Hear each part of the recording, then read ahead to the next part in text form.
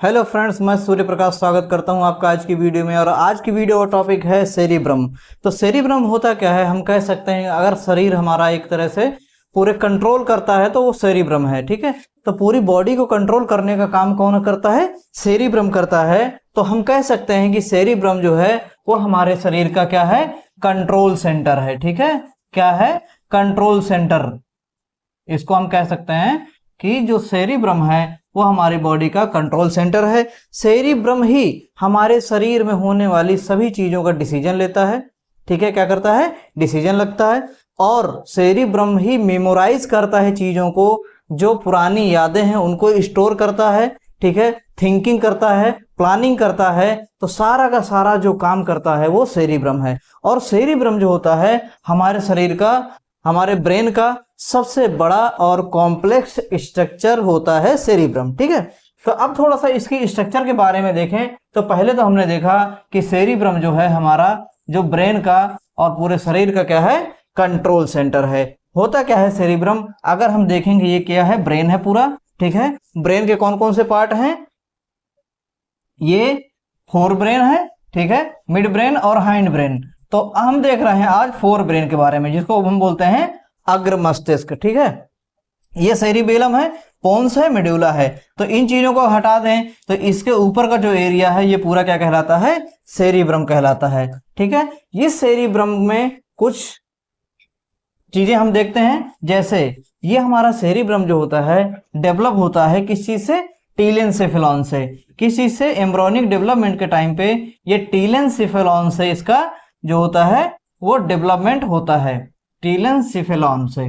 तो याद रखिएगा कि सेरिब्रम कहां से डेवलप होता है? टीलेंसेफेलॉन से।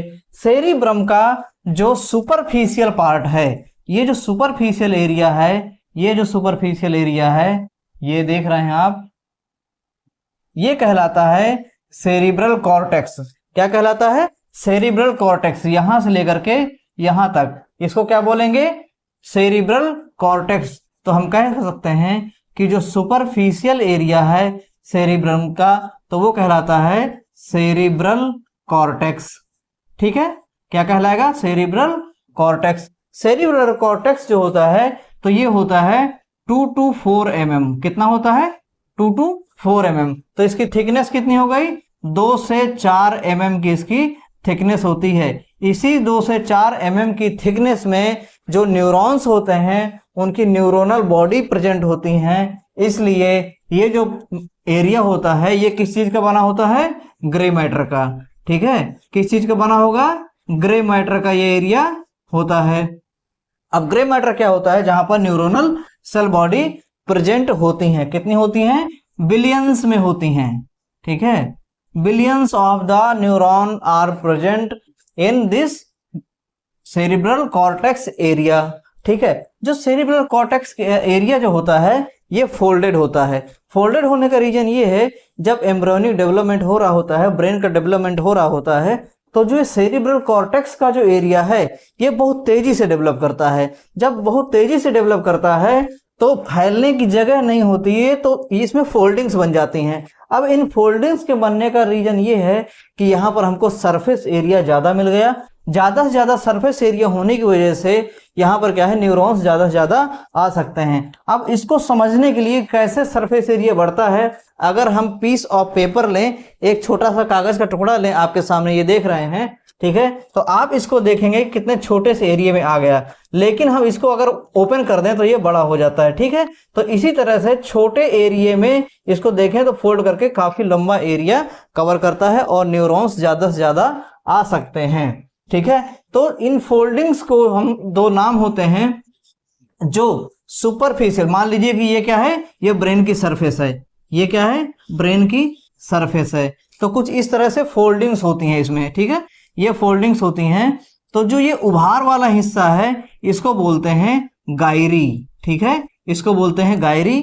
और जो ये डीप पार्ट है इसको बोलते हैं सल्काई।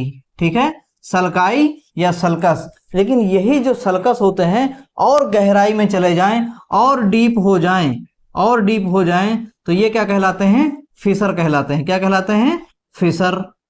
ठीक है, ये कहाँ प्रेजेंट हैं? ये सब हमारे सेरिब्रम में प्रेजेंट है। ठीक है, तो ये जो फिशर होते हैं, तो सबसे लंबा जो फिशर होता है वो लॉन्गिट्यूडनल फिशर कहलाता है, जो हमारे ब्रेन को दो हिस्सों में डिवाइड कर देता है। दो हिस्सों में जब डिवाइड कर देगा तो एक हिस्सा जो होगा हमारा ये लेफ्ट हेमीस्फीयर कहलाएगा, और जो दूसरी साइड का हिस्सा है ये राइट साइड का जो है वो राइट हेमीस्फीयर कहलाएगा। तो हम कह सकते हैं कि जो लॉन्गेस्ट फिशर जो होता है वो कौन सा है, लॉन्गिट्यूडनल फिशर जो है वो लॉन्गेस्ट फिशर है हमारे सेरिब्रम का। ठीक है, तो लॉन्गेस्ट इसको बोलते हैं लॉन्गिट्यूडनल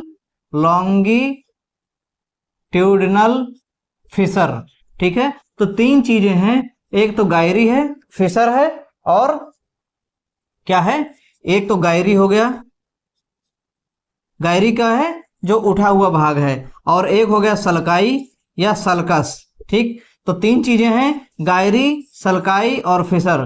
तो जो गायरी है वो उठा हुआ भाग है, अगर हम इसमें देखें तो ये क्या है, गायरी है, और जो घुसा हुआ पार्ट है अंदर डीप है तो उसको बोलते हैं सल्कस। जो सबसे लंबा अंदर, यही सल्कस अगर अंदर तक चला जाए तो इसको बोलते हैं फिशर। ठीक है, इसको बोलेंगे फिशर। जो सबसे लंबा फिशर होता है हमारे ब्रेन का वो है लॉन्गिट्यूडनल फिशर, और यही लॉन्गिट्यूडनल फिशर जो होता है वो हमारे ब्रेन को दो हिस्सों में डिवाइड करता है। ठीक है, ये हमारे ब्रेन का पोस्टीरियर व्यू है। अगर हम पीछे से ब्रेन को देखेंगे तो कुछ ऐसा दिखाई देता है। ठीक है, कैसा, ऐसा दिखाई देता है ब्रेन हमारा।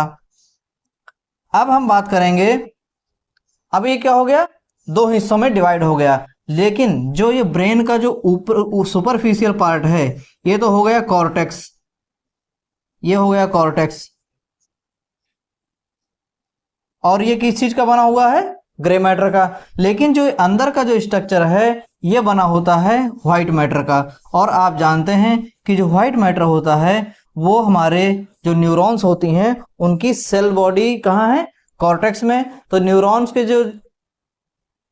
न्यूरॉन्स के जो एक्सॉन्स हैं, एक्सॉन पार्ट है वो क्या है, व्हाइट मैटर है। ठीक है, अब ये हमारा जो हेमीस्फीयर होते हैं ये आपस में जुड़े किस चीज से होते हैं, व्हाइट मैटर से जुड़े होते हैं। लेकिन ये जो जुड़े होते हैं तो इसका जो सबसे बड़ा जो कनेक्शन है ये कहलाता है क्या, कॉर्पस कैलोसम।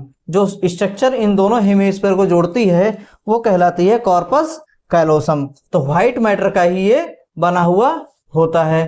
ठीक है, तो हमने देखा कि ये है लेफ्ट हेमीस्फीयर और राइट हेमीस्फीयर। तो ये तो बात हो गई हमारे लेफ्ट हेमीस्फीयर और राइट हेमीस्फीयर के।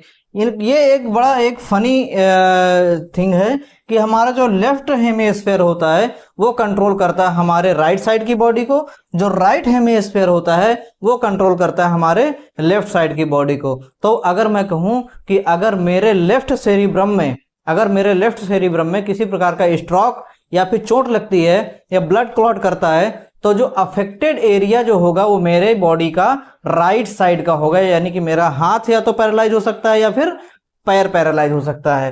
तो यहां पर हम कह सकते हैं कि ये अपोजिट वर्क करते हैं। क्या, अपोजिट वर्क करते हैं। एक चीज और, जो लेफ्ट हेमीस्फीयर होता है वो डोमिनेंट होता है। क्या होता है, डोमिनेंट होता है। इसकी वजह से क्या है, डोमिनेंट होने की वजह से क्या है, जो 92% लोग हैं, 92% लोग हैं वो राइट हैंडेड होते हैं, यानी कि दाहिने हाथ से ही लिखते हैं या फिर अधिकतर मोस्ट ऑफ द काम करते हैं।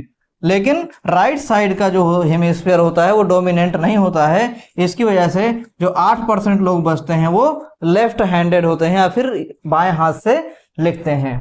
ठीक है, ये तो बात हो गई सेरिब्रम के सुपरफिशियल और छोटे छोटे पॉइंट्स की। अब हम बात करेंगे सेरिब्रम को हमारे 4 भागों में बांटा गया है। ठीक है, इसके क्या होते हैं, 4 लोब्स होते हैं। ये आप देख सकते हैं इस स्ट्रक्चर में कि हमने इसमें लोब्स दिखाए हुए हैं, ये 1 2 3 और 4। तो जो ये जो लोब है इसको बोलते हैं फ्रंटल लोब। क्या बोलते हैं, फ्रंटल, क्योंकि ये फ्रंट में है। ठीक है, इसको बोलते हैं पैराइटल लोब, पैराइटल लोब। ठीक है, इसको बोलते हैं टेम्पोरल लोब, टेम्पोरल लोब, और ये है हमारा ऑक्सीपिटल लोब। फिर ठीक है, क्या है, ऑक्सीपिटल लोब। ठीक है, अब हम डिटेल में देखेंगे कि इन frontal lobe, parietal lobe, temporal lobe और ऑक्सीपिटल लोब के क्या क्या फंक्शन होते हैं, इनकी सब स्ट्रक्चर क्या होती है।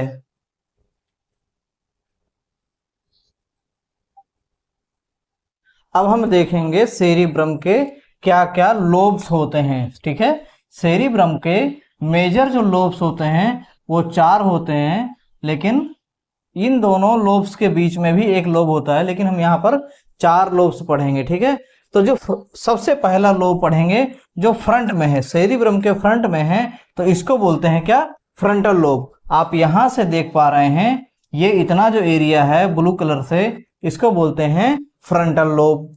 यहां से लेकर के यहां तक जो एरिया है इसको बोलते हैं पैराइटल लोब। ठीक है, क्या बोलते हैं इसको, पैराइटल लोब। ये क्या है, ऑक्सीपिटल लोब जो पीछे है सबसे, और जो कनपटी यानी कि यहां पर जो लैटरली प्रेजेंट है इसको बोलते हैं टेम्पोरल लोब। अब हम देखेंगे कि इसमें कहां कहां पर सल्कस और गायरी प्रेजेंट हैं। ठीक है, तो जो हमारे फ्रंटल लोब को और पैराइटल लोब को जो डिफरेंशिएट करता है, अलग करता है, उसको बोलते हैं सेंट्रल सल्कस। ठीक है, जो हमारे फ्रंटल लोब को पैराइटल लोब से अलग करता है उसको बोलते हैं सेंट्रल सल्कस। ठीक है, ये तो होगा सेंट्रल सल्कस। अब इस सेंट्रल सल्कस से इधर अगर आएंगे यानी कि पहले आएंगे तो ये एक सल्कस दिखाई देता है, इसको बोलते हैं प्री सेंट्रल सल्कस। ठीक है, ये जो प्री सेंट्रल सल्कस है और सेंट्रल सल्कस के बीच में एक गायरिस प्रेजेंट होता है, गायरस है, जिसको बोलते हैं प्री सेंट्रल गायरस। ठीक है, फिर और आगे आएंगे तो हमारा जो फ्रंटल लोब है वो 3 तरह के गायरस होते हैं इसमें जो प्रेजेंट होते हैं। ठीक है, तो जो सबसे ऊपर जो प्रेजेंट है उसको बोलते हैं सुपीरियर फ्रंटल गायरस, जो बीच में है उसको बोलते हैं मिडिल फ्रंटल गायरस, और जो सबसे नीचे जो गायरस प्रेजेंट है उसको बोलते हैं इंफीरियर फ्रंटल गायरस। ठीक है, फिर आते हैं पैराइटल लोब में, जो सेंट्रल सल्कस के जस्ट बाद जो सल्कस है उसको बोलते हैं पोस्ट सेंट्रल सल्कस। क्या बोलेंगे, पोस्ट सेंट्रल सल्कस। और उसके पहले जो हमारा गायरी प्रेजेंट है उसको बोलते हैं पोस्ट सेंट्रल गायरी। ठीक है, इसी तरह से अब हम देखते हैं फ्रंटल लोब के क्या क्या फंक्शन हैं और किन किन चीज के लिए ये रेस्पॉन्सिबल होता है। तो हम देख रहे हैं फ्रंटल लोब है पर्सनालिटी डेवलपमेंट और बिहेवियर और इमोशन के लिए क्या है, रेस्पॉन्सिबल है। Judgement, planning and problem solving, speech, speaking and writing, Broca. ये जो ब्रोका एरिया यहाँ पर इतना प्रेजेंट है, ये जो रिस्पॉन्सिबल है ये राइटिंग और स्पीकिंग के लिए रिस्पॉन्सिबल है और कंट्रोल करता है। बॉडी मूवमेंट के लिए मोटर स्ट्रिप। ठीक है, इंटेलिजेंस, कंसंट्रेशन और सेल्फ अवेयरनेस। ठीक है, तो ये सब चीजें जो कंट्रोल करता है वो कौन कंट्रोल करता है, फ्रंटल लोब। अब हम देखेंगे पैराइटल लोब क्या क्या फंक्शन परफॉर्म करता है और क्या क्या इसके कंट्रोल्स हैं। तो interprets language and words, sense of touch, pain and temperature. इसमें क्या है, जो सेंसरी स्ट्रिप होती है पैराइटल लोब में, ये इसके लिए क्या है, रेस्पॉन्सिबल होती है। ठीक है, interpret signal from the vision, hearing, motor, sensory and memory के लिए कौन है, पैराइटल लोब जिम्मेदार है। स्पेशल एंड विजुअल परसेप्शन के लिए पैराइटल लोब क्या है, कंट्रोल करता है। ठीक है, नेक्स्ट देखेंगे ऑक्सीपिटल लोब, जो हमारा सबसे पीछे प्रेजेंट होता है। ये क्या है, ऑक्सीपिटल लोब है जो बैक साइड में प्रेजेंट होता है। इसका जो मेन जो वर्क होता है वो होता है देखना, यानी कि विजन के लिए ये रेस्पॉन्सिबल है, और कलर पहचानने में, लाइट को पहचानने में और मूवमेंट के लिए भी ये रेस्पॉन्सिबल होता है ऑक्सीपिटल लोब। अब मुझे आप एक बात बताइए कि अगर किसी व्यक्ति का ऑक्सीपिटल लोब डैमेज हो जाए लेकिन उसकी आंखें सही हैं तो क्या वो देख पाएगा, बिल्कुल नहीं। क्यों, क्योंकि मेन प्रोसेसर ही खराब है। ऑक्सीपिटल लोब खराब हो जाएगा तो वो उसकी आंखें सही होने पर भी वो नहीं देख सकता है।